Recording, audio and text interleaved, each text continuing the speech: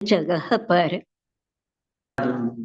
वरकेवललब्धि सुखपत्ताणं मोक्षं सत्तरिभंगं उवेठं वीरणाहीन। जिन लोगों को ऐसे तिलय पन्नति के प्रमाण हम दिखाते हैं, देव तो कल्पवृक्ष के फल लाते। वो सब ठीक है, पर हमने यहाँ ये भी कहा कि जहाँ जो उपलब्ध है वो उस द्रव्य से करेंगे, और उपलब्ध होते हुए भी यदि किसी अन्य द्रव्य से करते हैं तो अनर्थ दंड का दोष लगता तो इसके लिए एक प्रमाण है। है। हाँ जी। जब भरत चक्रवर्ती ने आदिनाथ मुनि की पूजा की, भगवान की पूजा की, तो भरतेश्वर के समय कर्म भूमि थी, कोई कल्पवृक्ष शेष नहीं थे। ठीक है। जो उपलब्ध था वही द्रव्य लेकर, और उन द्रव्यों में नाना प्रकार के पक्व फलों के नाम आए हैं। आदि पुराण का पहला भाग, अंतिम पर्व। बिल्कुल। पक्व फल आज भी लिखा था उस गाथा में। कच्चे फल से पूजा नहीं करना है, सीधा सा अर्थ हो गया। पके हुए फलों से पूजा करना है। और दूसरी बात, भगवान महावीर के संवत्सरण की ओर मुंह में पुष्प लेकर कूदते हुए जाने वाले मेंढक को कोई कल्पवृक्ष के पुष्प प्राप्त नहीं हुए थे। ठीक है ना। कर्म भूमि के ही पुष्प लेकर भेख प्रमोद मत कुसुमे नैकेन राजगृहे। और वो भेक जो था वो महर्धिक देव बना है। महर्धिक देव सम्यक दृष्टि जीव बनता है।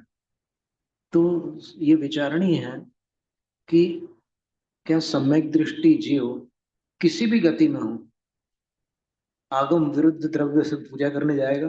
हाँ, और अगर वह बात आगम विरुद्ध है तो समंतभद्र जैसे महान आचार्य उसका वर्णन रत्नकरण शावकाचार्य में कैसे करते। और वीरसेन आचार्य महाराज धवला की 16वीं पुस्तक मंगलाचरण में सुरभीय नहीं, वियसीय सिय सुरभि गंध मल्लेहि मल्लिजन मच्चिदूणय मोक्षणोगो परुविमु महुअर महुअर वाउल सुरहीय सिय मल्लि गंध मल्लेहि मल्लिजन चंद मल्लि गंध मल्ले सुरहीय सिय। अच्छा, मंगलाचरण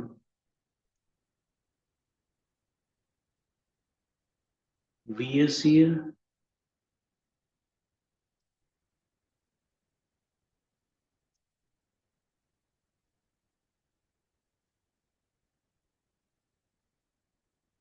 विकसित सुरभित सित यानी श्वेत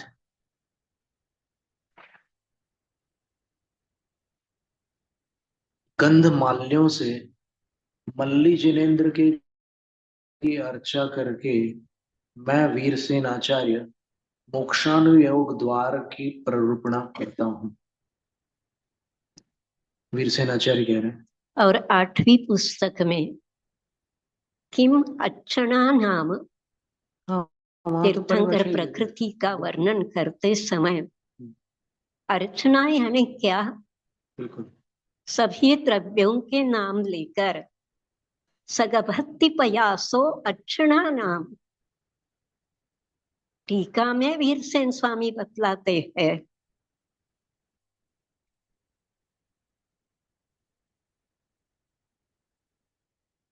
धवला संयोग कैसा है कि देखिए, जहां पर ये पूजा की चर्चा आती है वो जय धवला में पृष्ठ 92 पर है। धवला की 8वीं पुस्तक में भी पृष्ठ 92 पर ही है।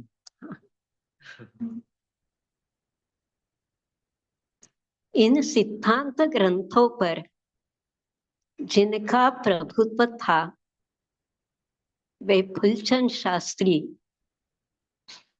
इसको उपेक्षित करके कैसे?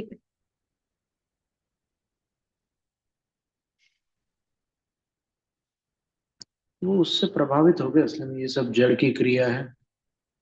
और चलो ठीक है,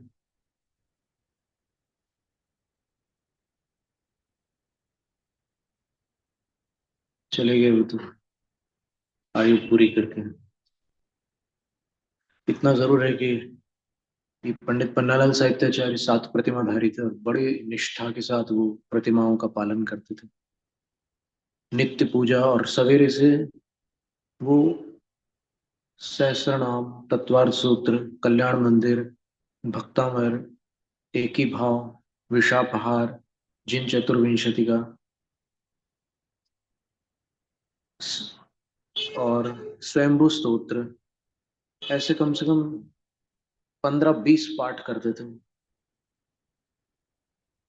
1.5-2 घंटे लगते थे वो फलटन के प्रतिदिन। वो पाठ करने के बाद फिर तैयार होकर के आते थे और भगवान की पूजा करते थे, वो संस्कृत वाली। और फिर ये भी करते थे, प्रथम देव अरहंत श्रुत सुश्रुत सिद्धांत करते थे। और फिर पढ़ाने का काम रहता था उनका, तो सवेरे 1-2 घंटे पढ़ाते थे, दोपहर से 5 घंटे पढ़ाते थे, और रात में भी 1-2 घंटे पढ़ाते थे। पता नहीं उनका स्वर कैसा था, इतनी क्षमता। सुविधि सागर महाराज जी भी कितना पढ़ा लेते, पर पंडित जी का तो क्या स्वर रहा होगा। उनको अमृतलाल शास्त्री जी थे, मालूम है आपको? नाम सुना।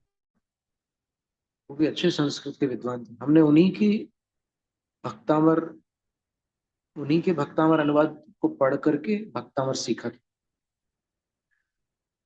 वाराणसी में थे वो, फिर लाडनू चले गए। श्वेतांबरों ने उनका बहुत लाभ लिया, दिगंबरों में उनकी कीमत नहीं रही ज्यादा। तो अच्छे भारी विद्वान थे। और वैसे ही अचूक वो करते थे अन्वय, जैसे पंडित पन्नालाल जी करते थे वैसे ही। या वो ब्राह्मण परंपरा से सीख कर आए थे ना, तो उसमें बहुत संस्कृत भाषा पर बहुत उनका बल रहता है ब्राह्मणों का।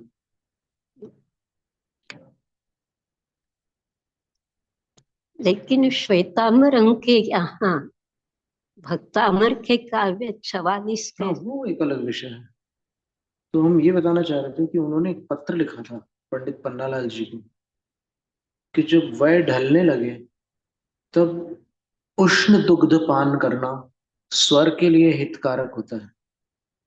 ये उनने परामर्श दिया था पंडित जी को, कि उम्र ढलती है तो फिर गर्म दूध पीने से आवाज अच्छी रहती। तो अंत तक पंडित जी की आवाज अच्छी थी, और इतने घंटे तक बोलने के बाद भी वो थक जाते थे। कई बार ऐसे थक जाते थे वो।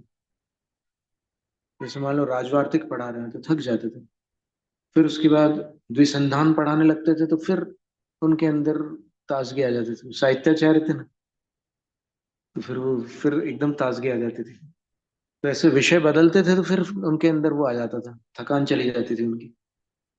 ऐसा करते करते तो हम उनसे यही बोलते थे कि इतना सब आप दे रहे हैं, इतना 5-5 घंटे हम लोग अध्ययन करते हैं, फिर अलग से अपना अध्ययन अलग करते हैं, तो भी पेट खाली रहता है। ऐसा लगता है कि और ले ले और ले ले और ले ले। पर फिर एक तरफ करुणा भी कहती है कि नहीं, ज्यादा अति भार आरोपण करना उचित नहीं है। और वहां साथ में और भी कुछ ब्रह्मचारी थे, वो जितना उनसे मिल सकता था उतना सब लेते थे। पंडित जी एकदम थक कर बेहाल हो जाते थे, कई बार तो ऐसा होता था, तो भी वो लेते थे, पढ़ते थे। उनने हमसे कहा था कि न्याय पढ़ना है अभी आपको, न्याय बचा है, ऐसा बोला था। 40 चीजें तो पढ़ ली थी हमने वहां पर। फलटन के पंडित मोतीलाल कोठारी, मोतीचंद या मोतीलाल? मोतीलाल मोतीलाल जी, हाँ। सुबह मॉर्निंग वॉक के लिए जाते, वापस आने के बाद चंद्रप्रभा मंदिर में जाकर पूरा स्वयंभू स्तोत्र पढ़ लेती, बाद में घर जाकर नहाना धोना, फिर दर्शन के लिए जाते, फिर कोई साधु हो पढ़ना चाहते तो उन्हें पढ़ा। उनको राष्ट्रपति पुरस्कार मिला है, क्योंकि जैन विद्वानों में बहुत कम ऐसे विद्वान हुए हैं जिनको राष्ट्रपति पुरस्कार मिला हुआ। पंडित पन्नालाल साहित्याचार्य जी को मिला था, मोतीलाल कोठारी जी को मिला था। और उन्हें जगन्नाथ शंकर शेठ स्कॉलरशिप संस्कृत के लिए प्राप्त हुई। वैयाकरण अद्भुत है। उन्होंने अमृतचंद सूरी जी की टीका पर टीका लिखी। हाँ, संस्कृत में। संस्कृत में होगी। समाज का दुर्भाग्य रहा, ऐसे विद्वानों की कद्र मूल्यांकन नहीं हो पाता, क्या करें, काल ऐसा चल रहा है कि जहाँ एकदम खजाने भरे हुए हैं वहां कोई जा ही नहीं रहा है, और जहाँ इधर कुछ अस्त व्यस्त वस्तुएं पड़ी है वहीं पर लोग पागल हो रहे हैं।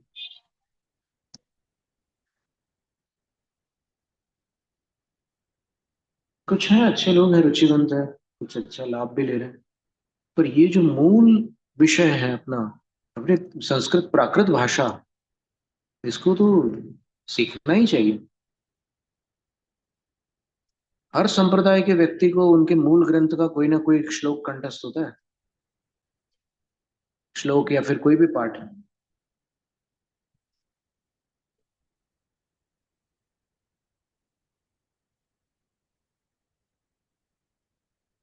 अब द्विंद्रिय के 21 प्राकृतिक उदय स्थान का निरूपण करते हैं।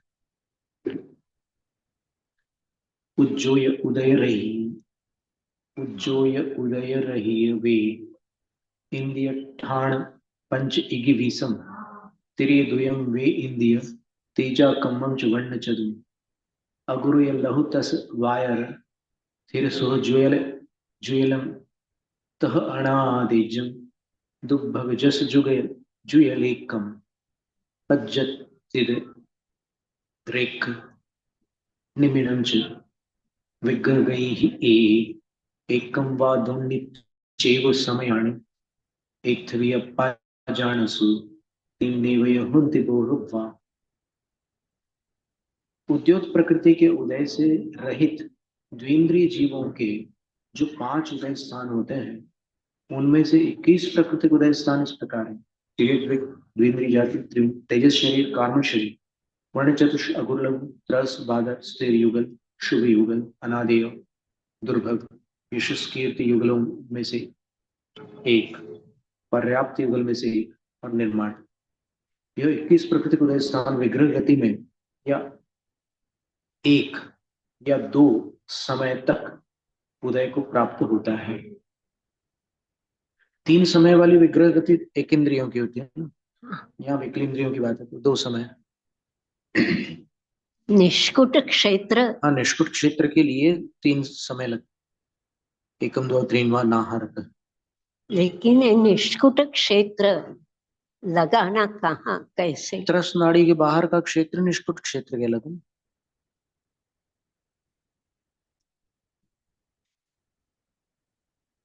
पूरा की पूरा या कोना? हाँ, वो जहाँ 2 मोड़े में ना पहुंच सके, 3 मोड़े में पहुंचना पड़े, उसको ऐसा निष्कुट कोई क्षेत्र।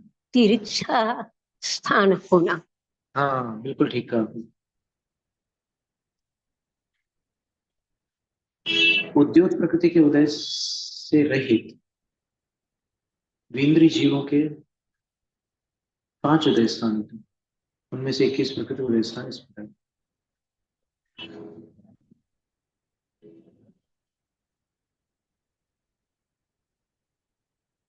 इस उदय स्थान के यहाँ पर 3 ही विकल्प या भाग बनते हैं, ऐसा जानना। यहाँ पर यशस कीर्ति के उदय में अपर्याप्त कर्म का उदय नहीं होता, इसलिए एक ही भंग होता है। पर्याप्त अपर्याप्त कर्म का उदय पाए जाने से अयशस कीर्ति संबंधी 2 भंग होते हैं। इस प्रकार दोनों मिलाकर 21 प्राकृतिक उदय स्थान के 3 भंग बनते हैं। अब द्विंद्रिय के 26 प्रकृति को स्थान का कथन करते हैं। इमे वह 26 शरीर गह्य आणुको बीज अवनीय पक्षवीयम पौराली हुंड संपत्तम पौराली अंगवंगम पत्ते शरीर च उद्घाय अंतो मुहूर्त कालम भंगाविहवंति तिन्नेव। इसी प्रकार 26 प्रकृति को उदय स्थान शरीर को ग्रहण करने वाले द्विंद्रिय जीव के जानना, उसके उक्त 21 प्रकृतियों में से अनुपूर्वी को निकाल करके औदारिक शरीर घुंडक संस्थान सुपाटिका संगठन औदारिक अंगोपांग प्रत्येक शरीर और उपघात, ये 6 प्रकृतियां जोड़ना। इस उदय स्थान का काल अंतर्मूर्त है और भंग भी 3 ही है। यहाँ पर भंग 21 प्राकृतिक स्थान के समान जानना चाहिए। अब द्विंद्रिय के 28 प्राकृतिक उदय स्थान का निरूपण। एमेव 28 शरीर पज्जत अपज्जतम अवणीय पर घायम असो गई सही दो भंगा। इस प्रकार 28 प्राकृतिक उदय स्थान उसी जीव के शरीर पर्याप्ति के पूर्ण होने पर अपर्याप्त को निकाल करके परघात और अप्रशस्त विहायो गति, इन दो को मिला करके बनता है। अब 29 प्राकृतिक उदय स्थान। हेमे मूर्ण तीसम आणा पज्जतयस उस्सासम पक्षितेतः चेवय भंगादो हुंतिनाय वा। इसी प्रकार 29 प्राकृतिक उदय स्थान उसी जीव के श्वासोच्छ्वास पर्याप्ति के पूर्ण होने पर उच्छ्वास प्रकृति के मिलाने से होता है। यहाँ पर भी भंग 2 ही होते हैं, ऐसा जानना चाहिए। अब द्विंद्रिय के 30 प्राकृतिक उदय स्थान का निरूपण। हेमेव हुई तीसम वासा पज्जतयस नवरेतु सह्यदुस्सर नाम भंगाविय दो होंति दो चेवन। इसी प्रकार 30 प्रकृति को स्थान उसी जीव के भाषा पर्याप्ति के पूर्ण होने पर दुस्वर प्रकृति को मिलाने से होता है। यहाँ पर भी भंग 2 ही होते हैं। अब उद्योत के उदय वाले द्विंद्रिय के उदय स्थान का निरूपण। उज्जो उदय सही बेन्द्रिय 21-26 उत्तम चेवताः एथे भंगाय पुनरुत्ता। उद्योग प्रकृति के उदय से सहित द्विंद्रिय जीव के पूर्वोक्त ही 21 और 26 प्राकृतिक उदय स्थान जानना चाहिए। यहाँ पर भी भंग 2 ही होते हैं जो पुनरुक्त है। अब पूर्वोक्त जीव के 29 प्राकृतिक उदय स्थान का निरूपण करते। 26 आये उबरिंग शरीर पज्जतयस पर घायम उज्जोगम असुरगई अक्षित कुतीस दो भंगा। शरीर पर्याप्ति को पूर्ण करने वाले द्विंद्रिय जीव के 26 प्राकृतिक उदय स्थान के परघात उद्योग और अप्रशयस विहायोगति, इन 3 प्रकृतियों के मिलाने पर 29 प्राकृतिक उदय स्थान होता है। यहाँ पर 2 ही भंग होते हैं। अब उस जीव के 30 प्राकृतिक उदय स्थान का निरूपण करते हैं। एमेव हुई तीसम आणापज्जतयस उस्सासम पक्षितेतः चेवय भंगा विहवन्ति दो चेव। इसी प्रकार श्वासोच्छ्वास पर्याप्ति को संपन्न करने वाले द्विंद्रिय के 29 प्राकृतिक उदय स्थान में उच्छ्वास प्रकृति के मिलाने पर 30 प्राकृतिक उदय स्थान हो जाता है। यहाँ पर भी भंग 2 ही होते हैं। अब उसी जीव के 31 प्राकृतिक उदय स्थान का कथन करते हैं। एमेव 31 भाषा पज्जतयस नवरिंतु दुस्सर्पक्षम पक्षिते दोचे भवन्ति भंगादु। इसी प्रकार भाषा पर्याप्ति को पूर्ण करने वाले द्विंद्रिय जीव के 30 प्राकृतिक उदय स्थान में दुस्वर प्रकृति के प्रक्षेप से 31 प्राकृतिक उदय स्थान बनता है। यहाँ पर भी भंग 2 होते हैं। वे इंद्रियस एवं 18 होंते सर्वभंगादि एवं विधि चौरिंद्रिय भंगा सव्य विचौवन्ना। इस प्रकार द्विंद्रिय जीव के सर्व भंग 18 होते हैं। त्रिंद्रिय और चतुरिंद्रिय जीवों के भी 18 भंग जानने चाहिए। इस तरह 18 इनको जोड़ने पर 54 भंग बनते हैं विकलेंद्रियों के उदय स्थान के।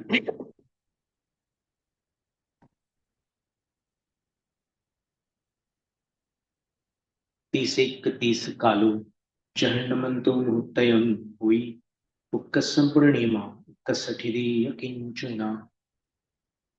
विकलेंद्रियों के 30 प्राकृतिक और 31 प्राकृतिक उदय स्थानों का जगन्य काल अंतर्मुहूर्त और उत्कृष्ट काल नियम से कुछ कम अपनी अपनी उत्कृष्ट स्थिति प्रमाण है। यहाँ पर द्विंद्रिय के 30 और 31 प्रकृति उदय स्थानों की उत्कृष्ट स्थिति 12 वर्ष, त्रिंद्रिय के 30 और 31 प्रकृति उदय स्थानों की उत्कृष्ट स्थिति 49 दिन है, और चतुरिंद्रिय के 30 और 31 प्राकृतिक उदय स्थानों की स्थिति 6 मास है। इनकी आयु होती है ना उतनी है। लेकिन अभी इस काल में कुछ अजीब बातें देखेंगे। कई वर्षों पुरानी बात, सन 90 में एक बार एक अखबार में आया था कि सबसे अधिक वय वाला एक स्पाइडर मकड़ी 19 वर्ष की एक मकड़ी। तो मकड़ी चतुरिंद्रिय जीव है। चतुरिंद्रिय जीव की उत्कृष्ट आयु इसके अनुसार 6 मास है। हाँ, और वहां वैज्ञानिकों ने जो उसको अपने उसमें प्रयोगशाला में रखा है मकड़ी को, 19 साल की। उस समय आया था, क्या मतलब अभी आज के रिसर्च इसमें क्या है देखना पड़ता। ऐसा कही आया है ना, पंचम काल के प्रारंभ में मनुष्यों की आयु 120 साल होगी ये तो आया ही हुआ है, और अंत में दिव्य 20 साल। पंडित में आया है, अंत में 20 वर्ष होगी और छठे का के अंत में 16 वर्ष होंगे। अब देखिए महाराज, पंचम काल का प्रारंभ भगवान महावीर के निर्वाण से मानते हैं। हाँ जी।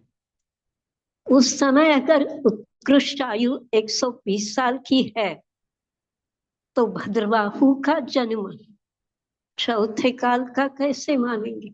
आयु कितनी बन गई? वो अपवाद रूप में कई लोगों की आयु ज्यादा होती है ना। अभी भी 120 वर्ष से ऊपर की आयु वाले लोगों को पद्मश्री दिया ना मोदी जी ने। अब इसमें अभी गूगल में तो लिखा है कि कुछ मकड़ियों का जीवन काल 1 साल से भी कम होता है, जबकि अन्य 20 साल तक जीवित रह सकती है।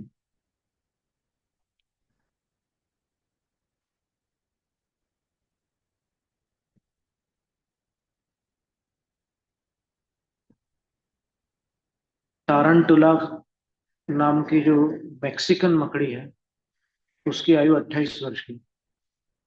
और ऑस्ट्रेलिया में पाई जाने वाली एक मकड़ी,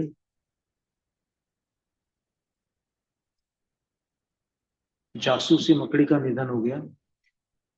ऑस्ट्रेलिया में पाई जाने वाली यह मकड़ी 43 साल तक जिंदा रही, 43 ईयर्स। अजीब है। ये बातें हैं, मतलब अभी क्या है कि अपन इस पर कोई टिप्पणी नहीं करते।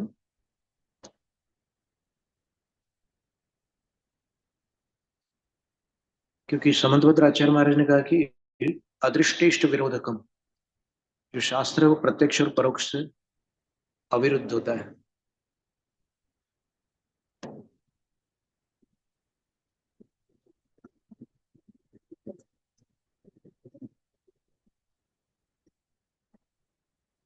अगर ये प्रत्यक्ष जो अभी देखने में आ रहा है उससे शास्त्र अविरुद्ध है, तो शास्त्र में जो अभी कथन उपलब्ध हो रहा है ये काल के प्रभाव से हो रहा है, ऐसा मानना पड़ेगा। फिर अंतिम निर्णय केवली शुद्ध केवलियों का है।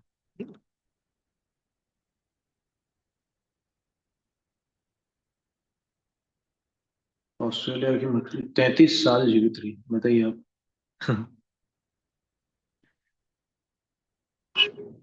उज्जोग रही शैली 31 नागाणी ठाणाणी, उज्जोग सह्य शैली 28 गांव पंच। उद्योत प्रकृति के उदय से सहित सकल अर्थात पंचेंद्रिय जीव के 31 प्राकृतिक स्थान के बिना शेष 5 उदय स्थान तथा उद्योत प्रकृति के उदय से सहित पंचेंद्रिय जीव के 28 प्राकृतिक स्थान के बिना शेष 5 उदय स्थान। उद्योत के उदय रहित पंचेंद्रिय में 21, 26, 28, 29, 30 प्रकृतियों के उदय स्थान बनते हैं। और उद्योग सहित पंचेंद्रियों में 21, 26, 29, 30, 31 ऐसे 5 उदय स्थान होते हैं। उनका क्रम से वर्णन है। उद्योग के उदय से रहित जीवों का वर्णन। उद्योग रही शैली तथैवं 21 संठाणम तिरेदुगम पंचेंद्रिय तेयाकम च वर्ण चल अगुरुलयम तसबा यरथिरमथिर सुहासुहम च निमिनम च सुभगम च सपज्जतम आदेज्यम चेव चौजुयलम एकयरम वेयन्तीय विग्रहैः एय विस विय समयं च एत्वीय पाणियमा नवचेवय होन्ति नायवा। उद्योग रहित पंचेंद्रिय के 21 प्राकृतिक उदय स्थान इस प्रकार। तिर्यद्विक पंचेंद्रिय जाति तेजस शरीर कार्बन शरीर वर्ण चतुष अगुरलग रस बादर स्थिर अस्थिर क्षुभ अशुभ निर्माण और शुभ यशस्वी पर्याप्तक और आदि। इन 4 युगलों में से कोई एक इन 21 प्रकृतियों का उदय विग्रह गति में 1 या 2 समय तक रहता है। यहाँ पर नियम से 9 ही भंग होते हैं, ऐसा जानो। इस 21 प्राकृतिक उदय स्थान में अपर्याप्त प्रकृति के उदय में दुर्भग अनादि और अयशः कीर्ति का ही उदय होता है, इसलिए उसके साथ एक ही भंग बनता है। किंतु पर्याप्त प्रकृति के उदय में 3 युगलों का उदय संभव है, अतः 3 युगलों के परस्पर गुणित करने पर 8 भंग बनते हैं। इस प्रकार इस उदय स्थान को दोनों मिलाकर 9 भंग।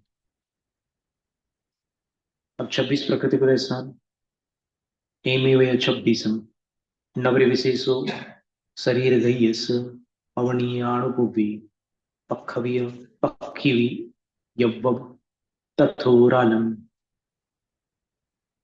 तस्य अंगोभंगम च संठाणान मेयधरयं च चैव संहरणम एकयनं चैव वोधायं पत्तेय शरीर जुयं भंगावियतः होन्ति नाम यव्वा तिन्निस्याणि यनियमा ए आरसुनिया होन्ति।